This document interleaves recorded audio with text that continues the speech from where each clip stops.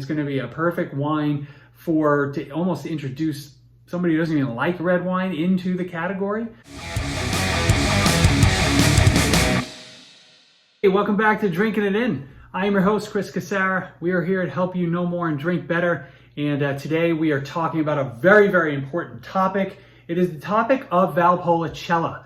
I think Valpolicella got like a weird name, because of some of the bulk wine that it was a part of years and years ago. But it's a wine category that I really tend to enjoy. And it's not just because I like Italian wines. I think it has a lot to offer for different folks, right? And it's very, I guess it could be a crowd pleaser. So let's talk about it. So Valpolicella is located in northern Italy, right? It's a very old wine region in terms of in terms of like how long they've been making wines in Italy. I think it was around the 12th century where things started there. The wines here are pretty unique. They're a combination of, it's a blend of Corvina, Rondinella, Molinara, and Corvignone. But Corvina is the real star here. And I think, when you think about Valpolicella wines, you are definitely usually in the red fruit category, cherries and strawberries, cranberries. You can get some nice herbal notes, maybe even a little chocolate. The vines are trained in the pergola style. So, you kind of have, it's got a little bit of a canopy, if you will, which can be a little unique. But I think a lot more farmers and wineries are starting to use pergola more due to some of the better results they're getting in the new wine world of today. Valpolicella has a number of different levels, right? You have, Valpolicella, which is just sort of like your basic wine. You've got Valpolicella Classico, which is a smaller region within Valpolicella. Think Chianti Classico, Valpolicella Classico, same idea. Valpolicella, so like that's your base level. That's going to be your perfect pizza and pasta wine. It's going to be a perfect wine to almost introduce somebody who doesn't even like red wine into the category. So I think there's a lot of opportunity there. Valpolicella, I don't know why I'm having so much trouble talking about Valpolicella. It's, like I said, it's a very important topic. Valpolicella Classico Superiore. This is where we start going up in class, so to speak, right? Minimum of 12% alcohol. There needs to be a year of aging, right? So it'll be a little fuller than the Valpolicella Classico, which is going to have more acid and a little richer than the regular Valpolicella. So as we go up in sort of this, I guess, quality pyramid, you have more time being taken to make the wine. So next in class is the Ripasso. Now Ripasso it's a newer wine technique that was made famous by the Massi winery. Actually, hold on. Realized I have a bottle of Massi right here, so we'll save that. The Amarone topic is coming up. So Ripasso, these guys were kind of the trailblazer for this style of wine, and what it involves is taking some of the partially dried skins from the Amarone process, which we'll get into shortly, and basically incorporating that into the Valpolicella wines, doing a re-fermentation. It's relatively new, mid 2000s, like 2007-ish is when it really got recognized. I think so it's something that as you see more on the shelves, I encourage you to try those. But it's again a bigger style of wine than your regular Valpolicella wines that we've talked about. Then, sort of at the top of the class of the Valpolicella wines are the Amarone. Now, So Amarone, right?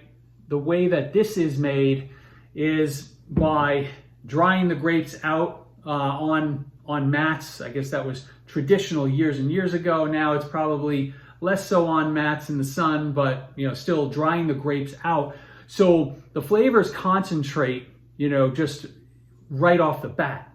Then that wine is aged for 2 years in oak. If it's a Reserva, then it needs to be aged for 4 years. This is not a Reserva. This is an Amarone Classico. You can see down here, it's Amarone della Valpolicella Classico. Good God. And it is, this is 15% alcohol by volume. So these wines are big, right? They're higher alcohol. They're kind of decadent, right? They're not for everybody, but we tend to love them, right? Can't drink them too often, but with the right colder weather, a nice big old stew, it's going to work. These wines are going to be more spicy, dried fruit, a lot of chocolate. Those not so much, you're not so much getting the red fruit anymore. It turns into like a black cherry and darker fruit.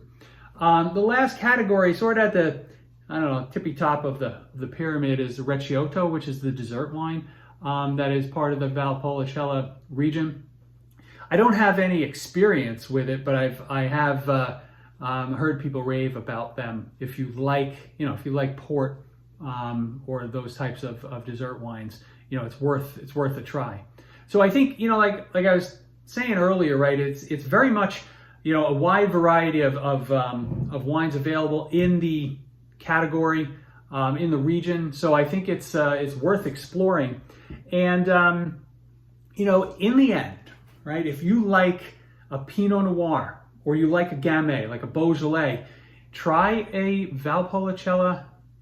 A Valpolicella. Try a Valpolicella Classico. I think those will, satisfy the Pinot drinker or satisfy that person who loves Beaujolais.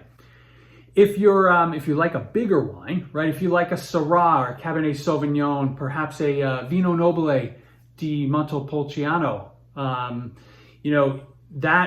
would say you can go to a Ripasso and then to an Amarone.